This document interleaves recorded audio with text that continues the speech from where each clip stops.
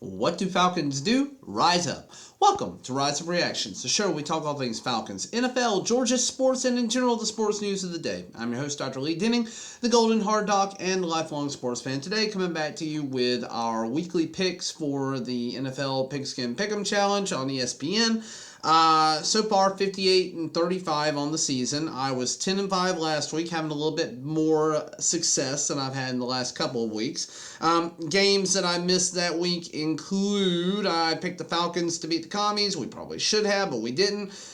Picked the 49ers over the Browns. I think everybody had that one. Picked the Bears over the Vikings. That was a gut feel, but I was obviously off on my gut. I guess I had some diarrhea or something. Philadelphia Eagles over the Jets. Pretty much everybody picked that one. And on the 50-50, I kind of wanted to pick the Cowboys, but I just ended up going with Chargers. Chargers ended up charging it, sorry to say. But, yeah, Cowboys ended up winning. I feel like I probably could have gone, if I'd done a little bit better with the picks, if I'd really gone with where my head was at instead of where my heart was, could have gone 12-3 this past week. But I digress. So let's jump right into it, guys. Again, trying to get to 500 subscribers by the end of the 2023 season. If you have not already done so, please consider subscribing. It helps the channel grow and helps me reach more people. Thank you to the 185 of you who have already done so. It means the world to me. But let's jump right into the picks. We only have 13 games this week. Starting tonight with Thursday Night Football, we have the Jacksonville Jaguars at the New Orleans Saints. Jacksonville 4-2 has looked very good on defense in the last couple of weeks. Offense is still sputtering a little bit, but they did get a little bit more going this past week with a touchdown to Kirk, and then Travis Etienne has looked very good as well. New Orleans Saints do not look very good at all. You got Derek Carr, who is not looking like he's worth the money that they paid for him, and they're probably very glad that they definitely didn't trade for him. So that's something going in our favor. I do think that the Jacksonville Jaguars, even though it's in New Orleans, will end up winning this game.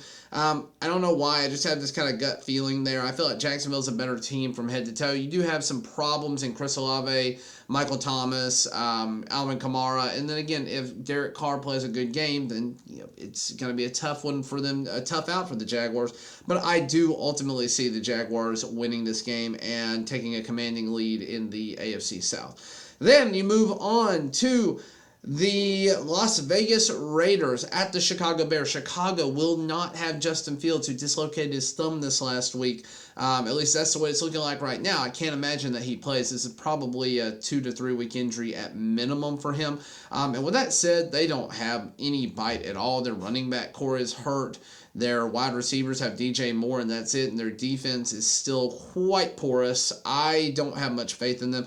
Likewise, of the bad teams, the Raiders are probably one of the top bad teams in the league right now. And they're going to look like a good team when they come out of this one as a 4-3 team versus the Chicago Bears are still going to have the number 2 overall pick when we get to the end of the week. Give me the Las Vegas Raiders. Then we come back and we have the Cleveland Browns at the Indianapolis Colts. Indianapolis getting horrible news that Anthony Richardson will undergo season-ending surgery on his shoulder.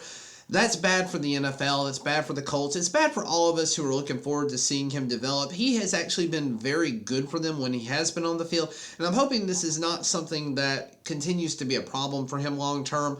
It's never good when you come in and you're getting hurt right out the gate, but the Cleveland Browns played a very solid game on defense, and that is their strength, is that they probably have the best defense in the league, and came out and beat an injury-ridden San Francisco 49ers team. Now, if they play that game 10 times, I think San Francisco wins it 9 out of 10, even with the injuries, especially given that it came down to a field goal that went wide right just a little bit at the end of the game.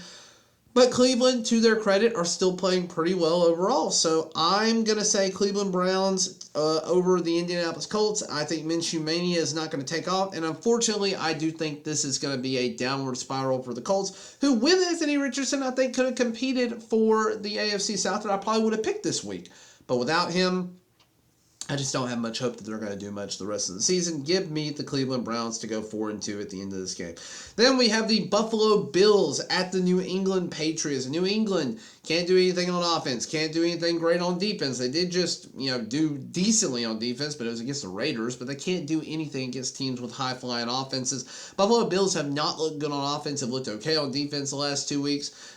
They got to put it all together. I don't know if something's wrong with Josh Allen. I don't know if something's wrong with the run game. They got to do something to turn things around, or else they could get upset by the New England Patriots. Now, 98% of people are picking the Buffalo Bills here. I'm not picking against that. I am saying that it would not shock me if the New England Patriots come out of this 2-5 and the Buffalo Bills come out 4-3. Wouldn't surprise me, just because the New England Patriots at New England are probably going to play a really sticky defense. But I just don't think they have the offensive firepower to catch up with the Bills in the long run. So give me the Buffalo Bills. Then we have a division matchup with the NFC East with the Washington Commies at the New York Football Giants, rather known as the New Jersey Giants. Yes, you are that bad. You are now the New Jersey Giants again. Washington, what can I say? We probably should have beat you guys last week. We had opportunities. Desmond Ridder turned over the ball. We had bad play calling from our coach. But our defense did a lot to shut you down and got 5 sacks on Sam Howell. If y'all continue to give up sacks on Howell, he is going to turn the ball over more, and you could lose this game. With that said, the New York Football Giants, New Jersey Giants, whatever you want to call them, they are bad. They're a bad football team. They look better with Tyrod Taylor than they do with Danny Dimes, who they're paying $40 million a year to. There's something wrong with this team. Now, they should have probably beat the Buffalo Bills last week, and you should probably be talking about a 2-4 team right now. But it doesn't matter. They did not win in the clutch. They played a team that was down on their luck last week and still lost. I don't have any faith in the New York Giants this year. I don't love the Washington Commanders, but I do think that they're going to come in and win this game. So give me the Washington Commies here. Then we have the matchup that the Falcons fans are all looking forward to. We have our next divisional game, NFC South rivalry in Tampa Bay against the Buccaneers. Now, Buccaneers coming off of a tough loss to the Detroit Lions. They never really looked competitive in that game.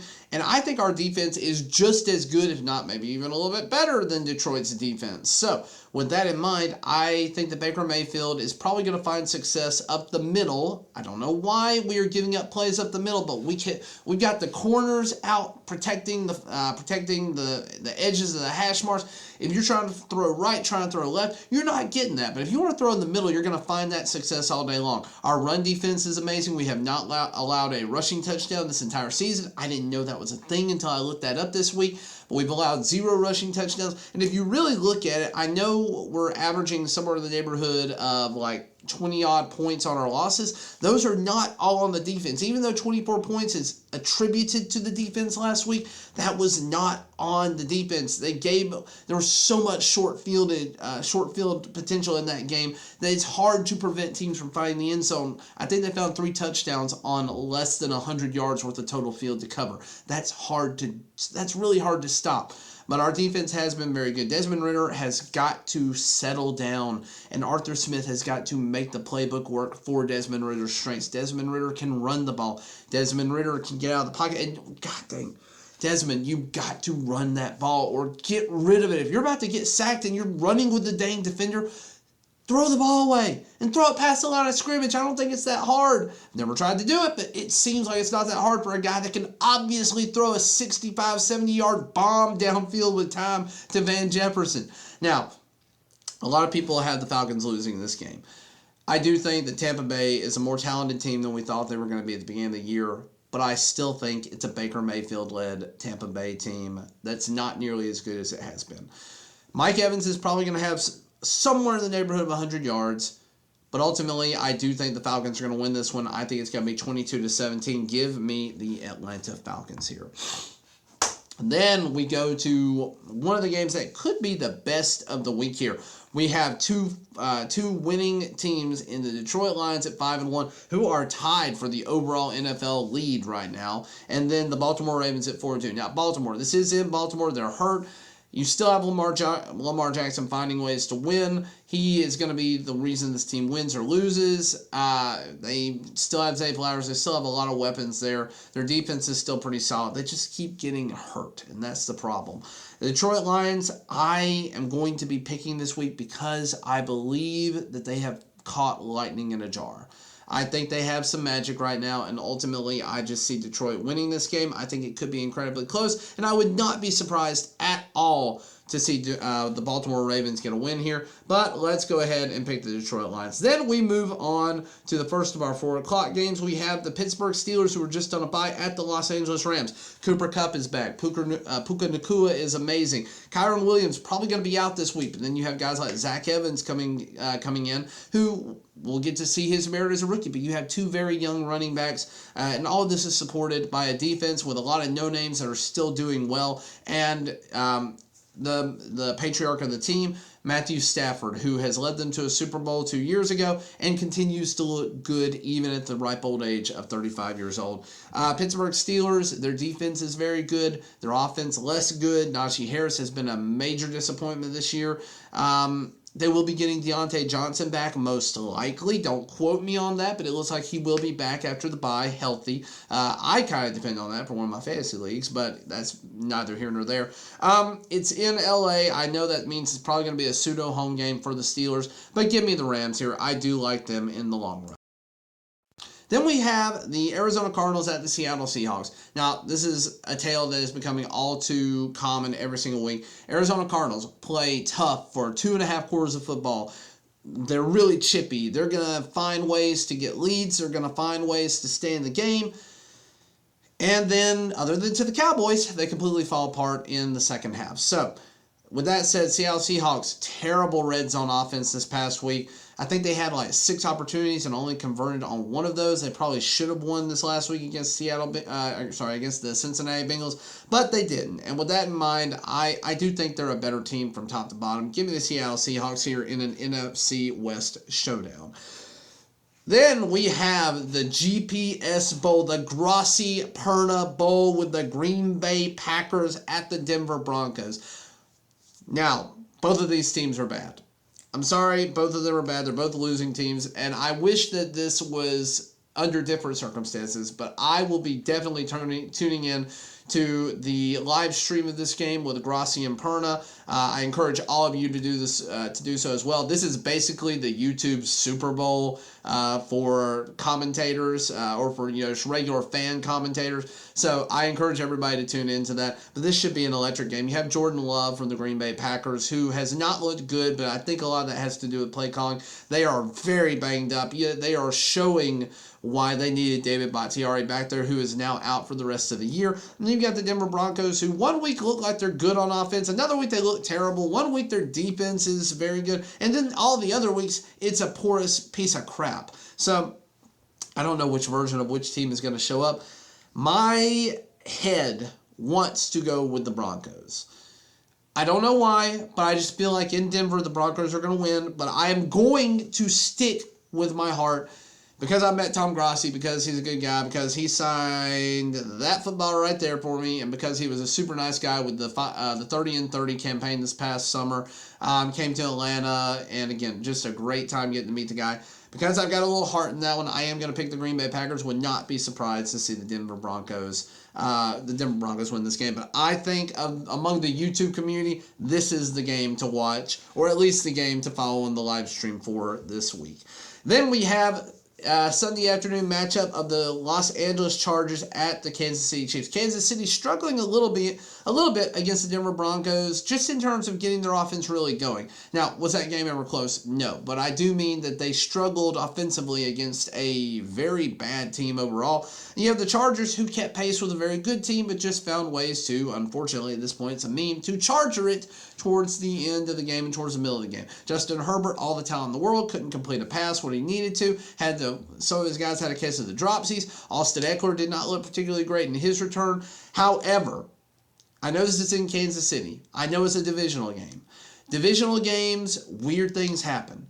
And for whatever reason, I am going to pick the LA Chargers this week over the Kansas City Chiefs. I think the Kansas City Chiefs are a good football team, but they are not the best football team right now. The LA Chargers are going to be looking to avoid a 2-4 start. They are going to be looking to come back and have something big happen this week. And I think this could be, a touchdown victory for the Chargers. So give me the LA Chargers here. Don't love it, but I do think that could happen. Then we have what may be the best Sunday night football matchup so far. You have the Miami Dolphins against Philadelphia Eagles. Philadelphia has looked like the most top team, undefeated team up until this last week where they lost to, who did they lose to?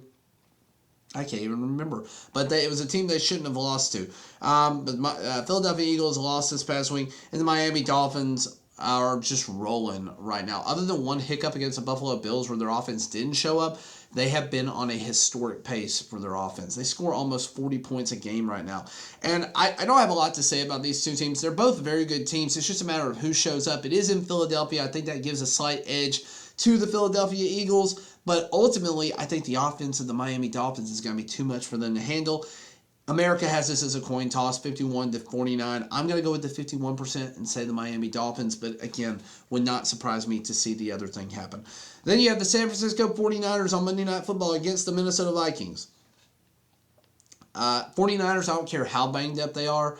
I don't care if they're playing with their fourth-string quarterback. I don't care what they're doing. Their defense is still solid, and you're playing a Justin Jefferson-less, Kirk Cousins-led Monday night primetime game against the Vikings. This is a recipe for disaster. I will never pick the Vikings in primetime under Kirk Cousins simply because he is like 1 in a million, it seems like, in primetime. I think he's won one primetime game in his entire career, and I don't see him doing it again.